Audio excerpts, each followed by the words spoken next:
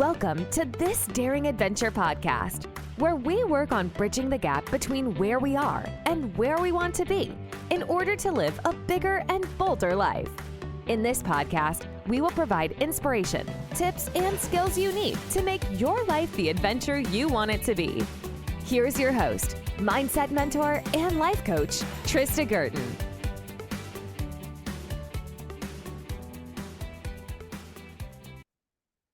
Hey everybody, welcome back to This Daring Adventure. Today I wanted to share a little story with you about one of my clients. So first I want you to think about the last time you woke up and it just hit you.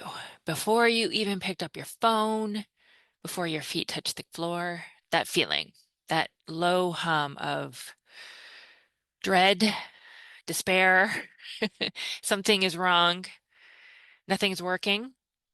And maybe it's not attached to anything specific.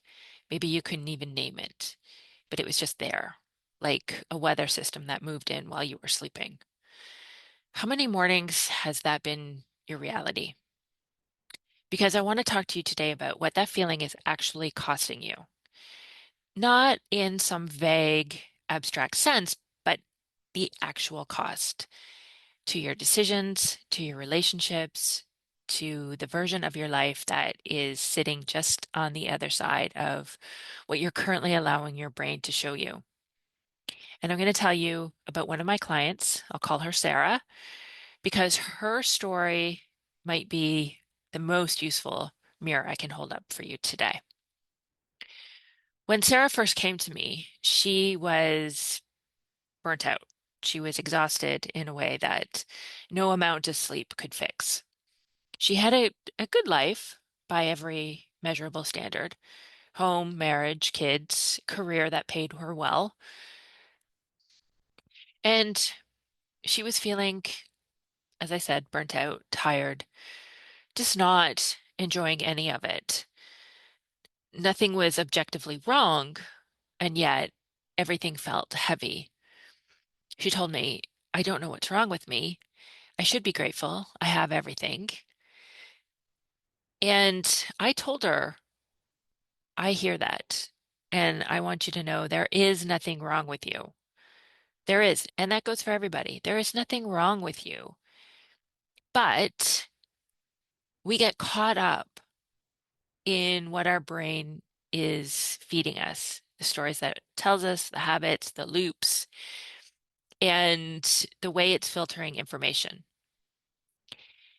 And so I explained that her brain had been running a program, not consciously, not on purpose, but for years, without anyone teaching her otherwise. Her brain had been trained to wake up and immediately scan for what was wrong, what was missing, what wasn't working, what might go sideways.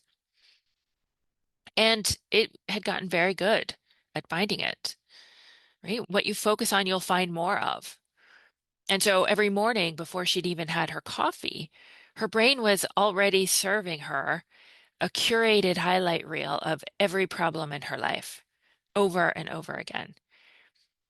And she was taking that highlight reel as the truth, as reality, as fact.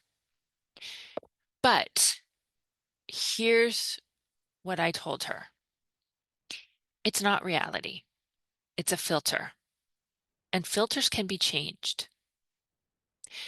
So let me teach you something that nobody taught us in school, and I think might be the most important thing you hear this week. You have a system in your brain called the Reticular Activating System, your RAS. Think of it as the bouncer at the door of your conscious mind. Every single second, your brain is processing around 11 million bits of information. 11 million. And of all that, you consciously experience about 50. So 50 out of 11 million bits of information. 50. Your RAS is deciding which ones get through. Now, here's the part that I really want you to pay attention to. Your RAS does not filter for truth. It filters for what you have repeatedly focused on. The habits, the neural pathways that you have created, the loops, it has learned to look for information based on what you've practiced paying attention to. What this means is that if you've spent years scanning for stress, lack, what's broken, what's not working, your brain has become an expert at finding it, even when evidence of the opposite exists right next to it. It will not process it. Same life, different filter gives you a completely different experience. And this is why two people can be handed the same circumstances, and one sees burden and the other sees opportunity. This is not personality. It is not positivity. It is not that there is something wrong with one of them and the other is fine. It is literally what their brain has been trained to notice.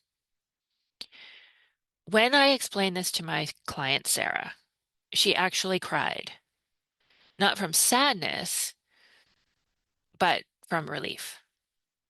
Because for years, she had been treating her brain's output as proof that her life was hard, proof that happiness was for other people, proof that somehow she was doing it wrong and there was something wrong with her. But her brain was just doing exactly what it had been trained to do. And no one had ever told her that she could train it differently. And this is the work that we do in coaching. So here's what I did in my session with Sarah. And I want you to pay attention because this sounds almost offensively simple. And I don't want you to let the simplicity fool you into dismissing it. I gave Sarah one assignment. Every time she noticed herself saying, I have to, I want you to interrupt it with, I get to. I have to wake up early becomes, I get to wake up today. I have to deal with these kids. I get to be their mother. I have to go to work. I get to earn money that funds my life. Now, that's it. And when you do this, here's what's actually happening in your brain. You are consciously interrupting I have to with I get to, and it's doing two very specific things. One, you are interrupting an old neural pathway, and you are beginning to build a new one. Neurons that fire together wire together. And that's not a metaphor, that's how your brain physically works. This is neuroscience. Every time you make that small shift, even when it feels forced, even when part of you doesn't believe it, you are doing the literal physical work of rewiring your neural architecture. Not overnight, but inevitably. And when I met with Sarah again 3 weeks later, she told me that something had shifted. She couldn't explain it, but she felt like she was seeing things she wasn't seeing before.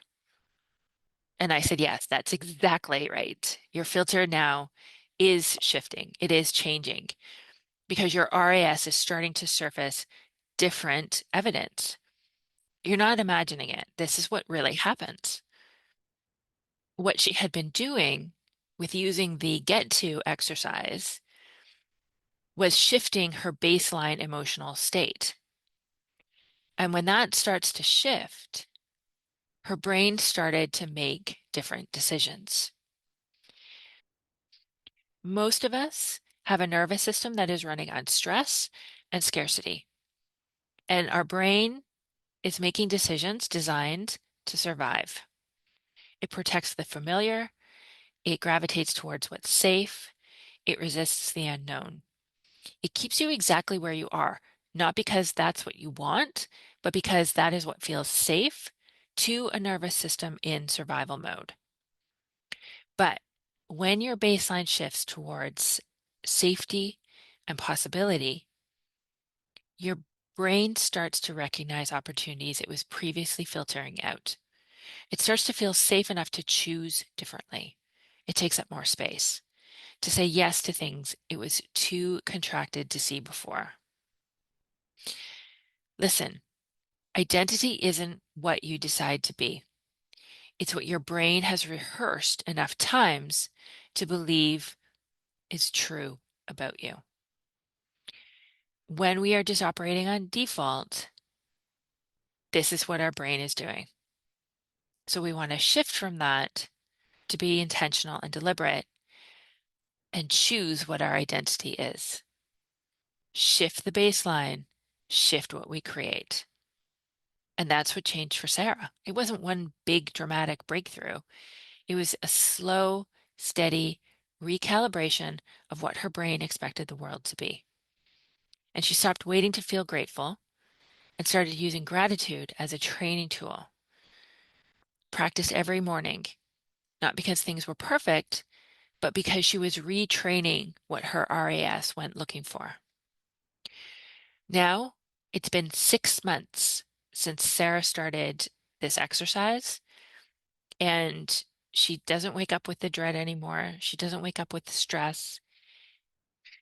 And she mentioned that she realized it hadn't been there for a while. She just hadn't noticed that it had left. Same house, same kids, same job, same life, but a completely different brain.